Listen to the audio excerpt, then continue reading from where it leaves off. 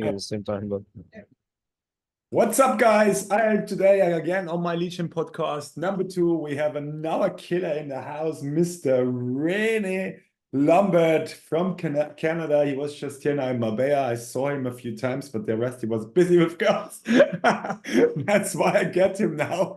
I get him now right left from the only airport. free time at the airport. I catch him on the airport, but he still took some time for us, man. Like, I really appreciate that. So, Rene, how you doing today? I'm doing fantastic, Joe. Thanks for having me on the podcast. As you said, we had a pretty busy week, but it was fun week. Okay. Proper welcoming with you and Elliot on Monday, right? And Re- made sure to make this a good story to tell. Did you And enjoy yeah, Marbella? Marbella was great, man. It's super great, although very unproductive in terms of work. When I come back, I need to find some co-working space and just be out there for sure. Okay, all right. You also saw the bare knuckle fight, right? How was that? The what, sorry? The bare knuckle fight. Oh yeah, the bare knuckle fight. Oh, that was amazing. Honestly, Really? like 10x more amazing than what I imagined. And Really? yeah, I love UFC, Uh-huh. but bare knuckle fights in person were just something else, bro. And obviously Conor McGregor was there as well, talking and just balling out. Uh, but you could see, just one punch, bare knuckle, like the guy just goes out cold, insane. It was a good experience to have. Okay, cool, man. Super fire. Yeah, okay. Thanks for taking the time, Rene. So I normally how this works. I have a few questions about general what's going on in the space. And we just have like a very easy discussion about how you see the industry right now, and what you maybe can give an advice to other people that are in the industry, and especially they have to manage the challenges that are around right now. So I question you, like, let's say first of all, start like how do you see how long you are in the lead gen space already? So Legion space. If we talk strictly about Legion, I've been in this space for 3 years now. Okay. I was doing Legion without knowing it was Legion. I was doing, SMS using my network connection, just Okay. texting people on Telegram and stuff. And that's how I got started into Legion. And that's how I made, a good amount. And that's what eventually, like 1 year, 1.5 years ago, led me into the, okay, let's go into cold email LinkedIn space and see, can I expand what I'm doing. Mm-hmm. So, taking this seriously, I'd say 1.5 years ago, Mm-hmm. but in the space 3 years ago. Yeah. Okay. And what would you say is how do you see the lead gen space right now in general? The Legion. I mean, that's such a very general question, but how I see Legion space right now, if we're talking specifically what's happening right now as we speak, I think it's changing a lot. And we're about to see some kind of events that just destroy, a lot of small business for sure. Lately, people have been having a lot of problems on deliverability, which was not a problem 3 years or 2 years ago at all. Mm-hmm. But it's just tools appeared and made it so easy to just start a lead gen agency or just start doing lead gen for yourself. Mm-hmm. And companies are responding to that. So I think the space is getting trickier right now. Mm-hmm. Um, I think if for lead gen specifically, if you want to do lead gen, and it's not just about cold email anymore, you're gonna need more tools to your tool belt. Mm-hmm. That's the way I see it right now. Yeah. Okay. So how did it change, especially over the last 2 years? The last 2 years. Well, let me just say, because I've started. Okay, so when I started 3 years ago, it was very easy. With like I said, just Telegram and texting. Basically, I was providing something hard to find. So very specialized devs for Mhm. crypto people that were looking for smart contracts devs. And in 2021, this was a very scarce resources. Not many of those, and they cost a lot of money. Mhm. Uh, and the first challenge was just getting someone that could do the job that was available to do the job.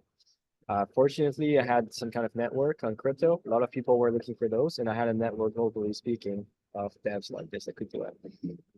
So for me, very easy. I'd be working 5-10 minutes per day just sending texts and voila. Like yeah, they were going into calls and it was not even about closing the call because it was just more about when can you start. So very, very easy. About 1.5 years ago when I decided to just, get more into this, it's because it was getting a little bit harder. Um, I felt like I needed more tools to my tool belt as well.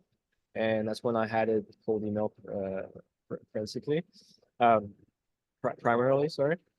And also some LinkedIn as well.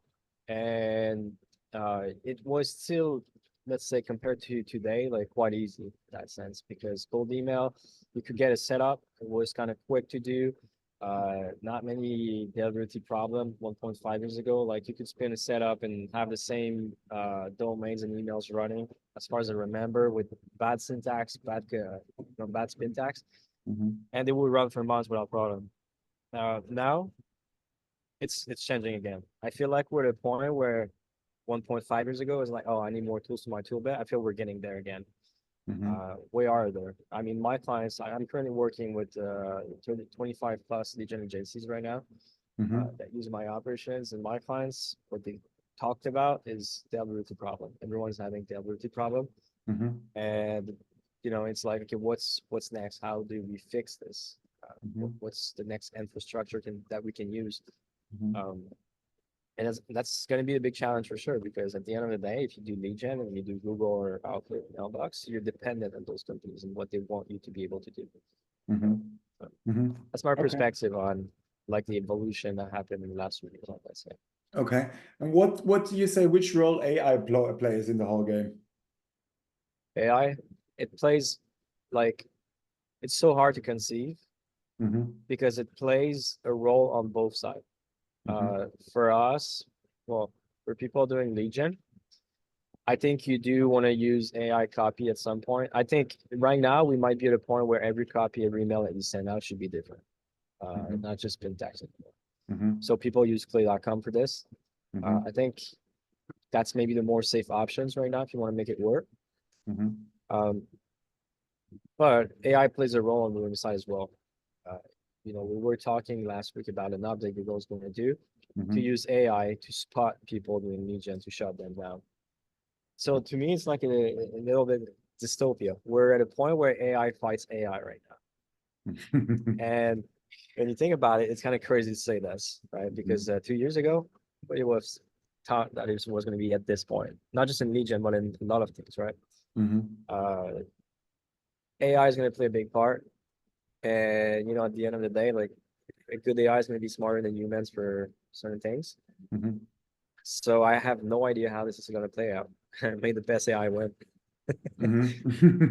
Okay. And what would you say is the biggest challenge right now for the industry? Biggest challenge, the availability problem. The infrastructure, I think. People can be super good at copywriting, and people have become super good at copywriting over many years. To do email specifically, that's not an issue. People know how to scrape leads as well. There's always some person that can get you what you need. Problem is getting those emails in the inbox. That's the problem. And if you can do this, and many agencies close because they can't do it, then you're going to be well positioned to have opportunities in the space. All right. So did you hear that Google also wants to do a two-step authentication now for every new account? It's crazy. I think one, we're going to go back to doing manual setups. Like it's going to require someone to do manual setups, and it's going to take a lot of time. And some people are probably going to build some robots that are going to allow you to do it. For sure, but it's it's getting more complex to automate that kind of stuff. One guy in Navy even asked for they asked him for his passport, right, for setting up account. That was fucking crazy.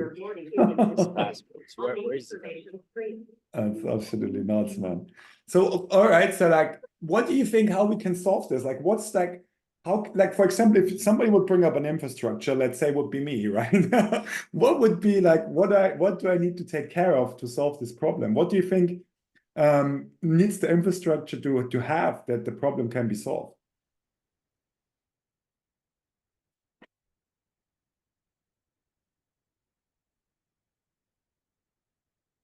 Hello. Looks like we just lost Rene. I don't know what happened here. Let me bring him back in.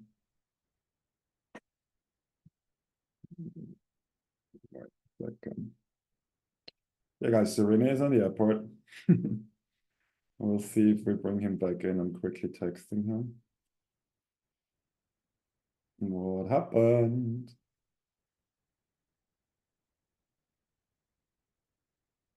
I lost you. I bring you back in. All right. I think he's gonna come back in, boys.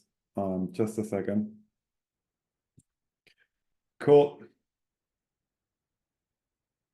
Yeah, he lost connection. He's gonna be back in a minute. Sorry for this, guys, but that's why it's live, right? And like honestly, right, here we go. There, he's back. Super fire.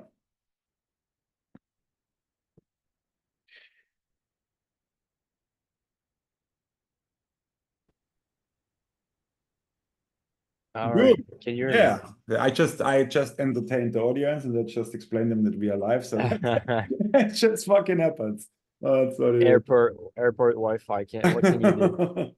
Exactly. Um, Okay. Now so where I we heard are- your question was Yeah. I heard your question, I think, was about like how to solve this durability or what do I Yeah. think infra needs to do. Yeah. It's such an hard question because I don't possess the technical skills to this extent to understand what are the dynamics in the Yeah. back end for this.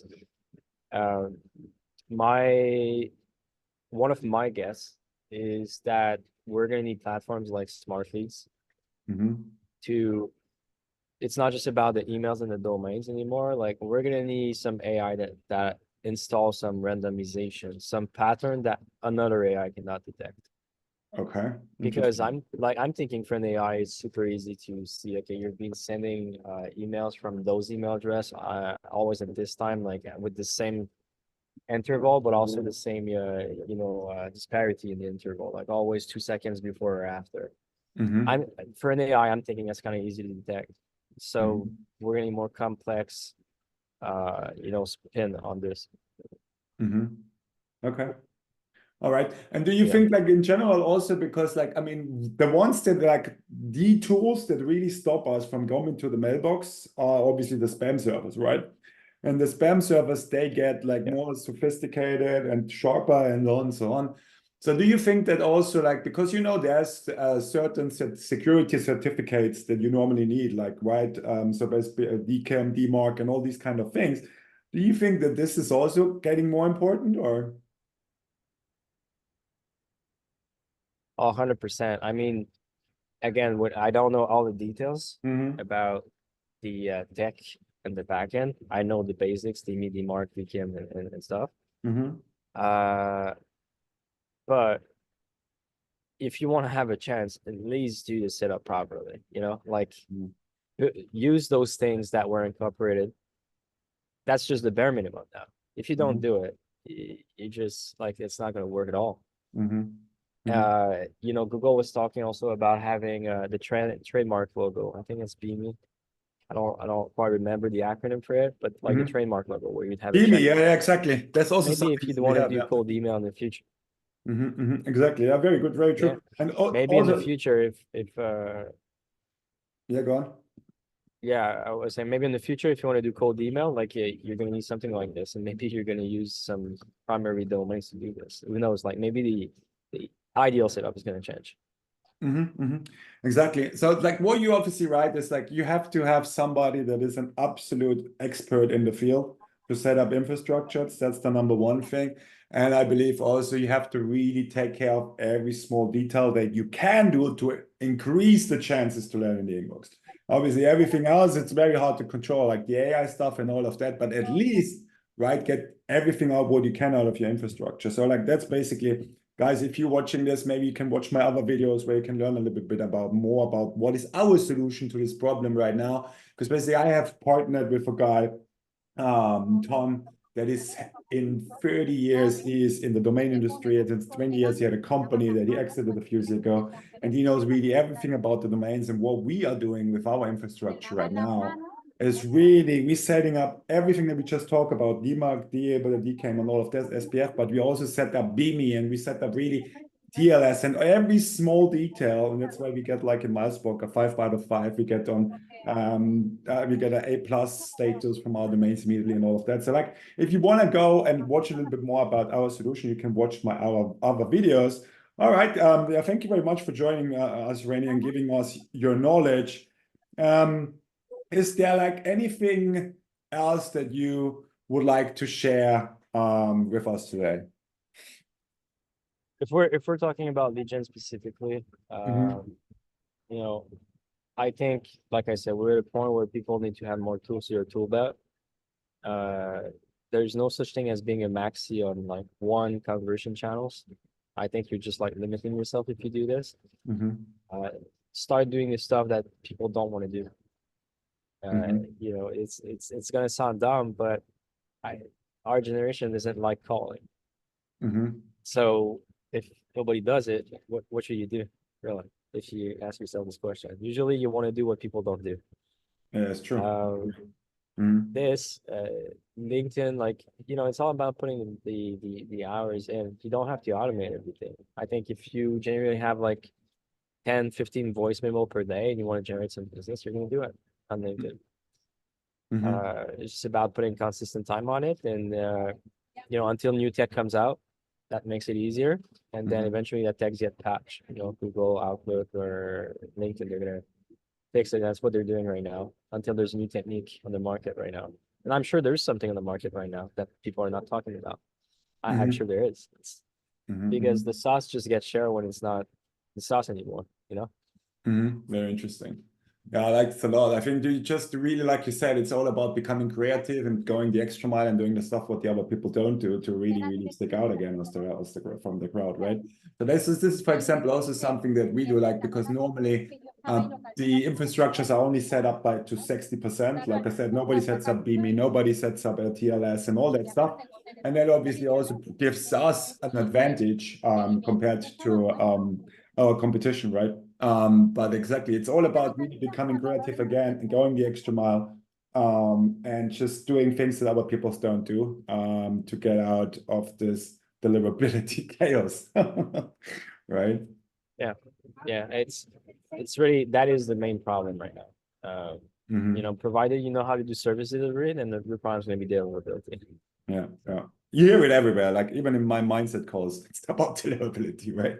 In your ops calls, it's about deliverability. In all the calls, it's always about deliverability. It's crazy, bro. Topic. Yes, there's always oh, deliverability affect my ops and deliverability affect my mindset, blah, blah. Yeah.